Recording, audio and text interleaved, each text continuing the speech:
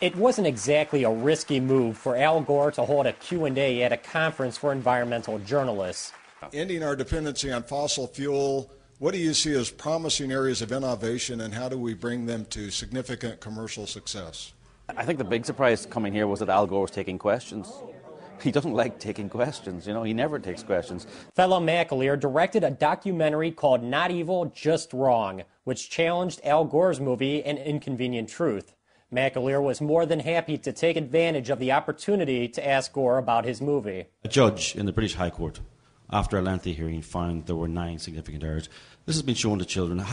Do you accept those findings, and have you done anything to correct those errors? Well, I'm not going to go through all of those. The ruling was in favor of the movie, by the way, and the ruling was in favor of showing the movie in schools. And that's really the bottom line on that. There's been such a long discussion of each one of those specific things.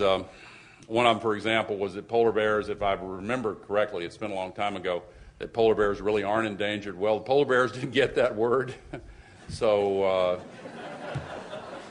Well, the number of polar bears have increased, actually, and are increasing. You don't think they're endangered, do you? The number of polar bears have increased. Do you think they're endangered? The number of polar bears have increased. I mean, all right, if the number of polar bears increase, surely they're not endangered. But the word polar bear, a judge did have a lengthy hearing. We have to move on. No, but no, I mean, Vice President Gore hasn't. Vice President. We're not doing a debate here. No, this is a question. He hasn't answered the question. We have 10 minutes left for these people. Yes, but I would appreciate his answer to the court. Yeah. After organizers cut McAleer's microphone, they later confronted him in the hall. Q&As involve A's. They do, but there's a limit to this. This is not a one-on-one interview. I asked there were questions. There were 10 people behind you waiting to ask questions too. You're not allowed to monopolize. I didn't monopolize it. I said you need to please answer the question.